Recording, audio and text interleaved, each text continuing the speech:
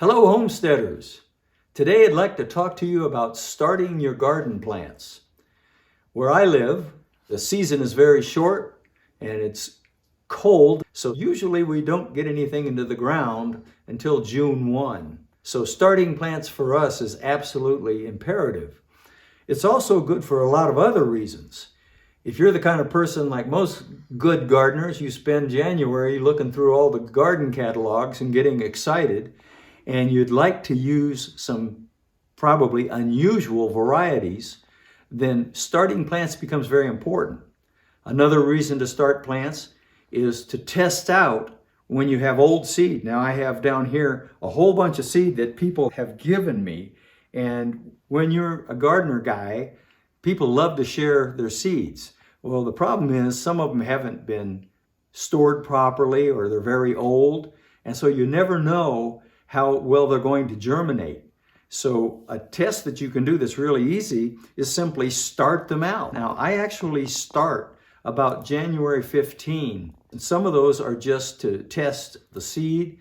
Some of them I will actually transplant them, particularly for tomatoes and peppers, because those take a little longer and I want a pretty good sized plant, maybe even a foot tall or even better, that I'll be putting into the greenhouse. I'll show you where we plant them here. In this house, we have 34 feet of glass from the floor to the ceiling. And we have this little ledge here, the windowsills, and it makes a great place for starting plants. We actually are going to move these from the windowsill here out to our greenhouse and our sub-irrigated planters. The sub-irrigated planters are a greenhouse within a greenhouse. So we have layers and layers of protection against the cold. If you'd like to know more about the SIP planters, which I really encourage you to do, check out our AbundaCulture training manual, absolutely free, and go to the food production section. I think it's one of the best basic gardening doctrines that I've ever been able to find. I've taken ideas from all the great gardeners. I think you'll find that it's very helpful if you're really serious about producing some food. I want to show you a little thing that we've learned here just recently.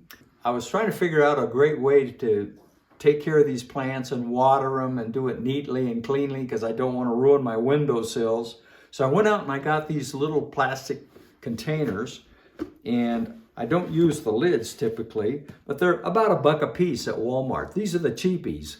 You don't need a really fancy $8 container for this purpose. I don't know how long they're going to last, probably a couple of years because they're in a lot of direct sun and they get brittle and they break, but at $1 a piece, I can afford that. You can see how we've used them here. We start the plants in just a plastic cup, and then I've cut drain holes in here so that when I water it, then the water goes right in here. I live in a very arid place, and I've been surprised at how much water I actually use. You'll see that I keep water in these. You see it down at the bottom. So I will pour the water in the top, they drain right out, and then the plants are wicking that water out, and they go through lots of water. Of course, depending on the plant. The tomatoes really drink a lot of water. You can see the tomatoes. Now, I started those in a cup, and then they start to get root bound pretty early. This will be the last thing, and I can keep them in here until I'm ready to plant those out in the greenhouse. It'll give the roots enough space. So I saved, this is a milk carton, and this is a little carton of some kind.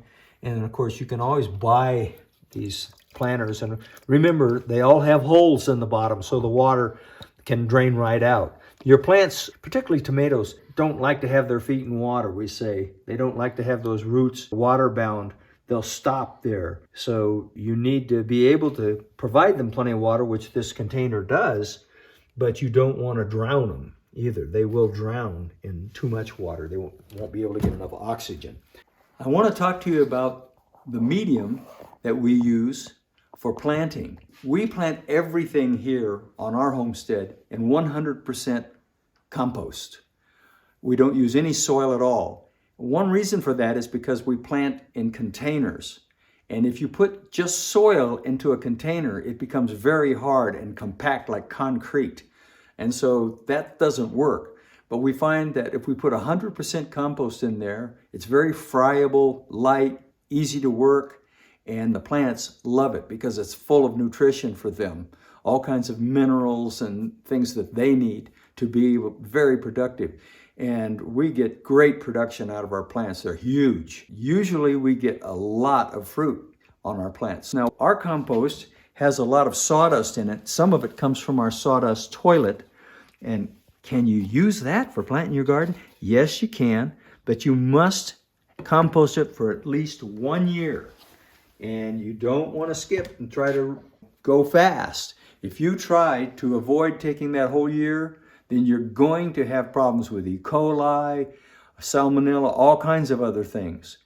Whenever you see there's an outbreak of E. coli somewhere, every time it's because they tried to rush the composting process. And so they were using dirty compost.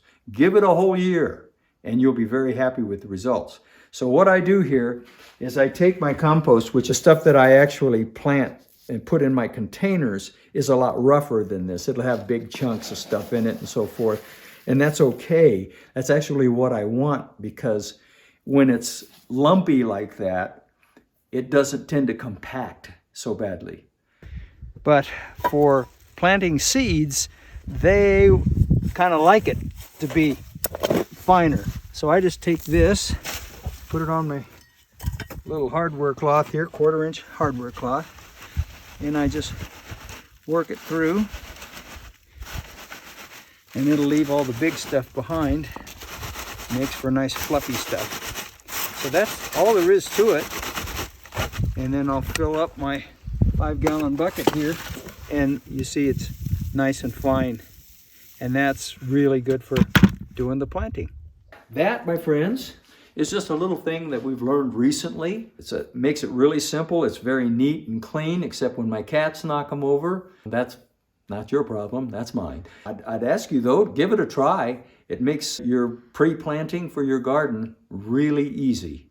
And then you'll know if you've got a package of seeds that's just not going to produce. You don't have to wait until the planting season and miss an opportunity to have them because you didn't plant them early enough to test it out.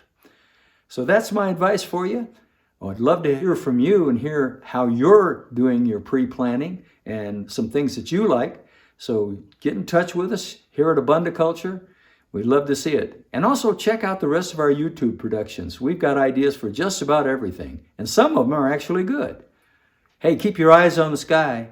Jesus is coming back real soon.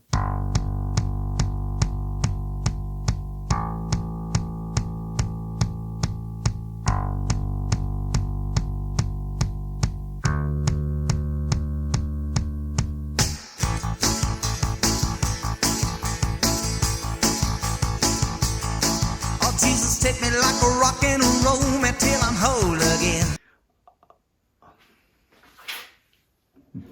A pause while I get my head screwed on. Okay. This way, Junior. Making the seeds grow.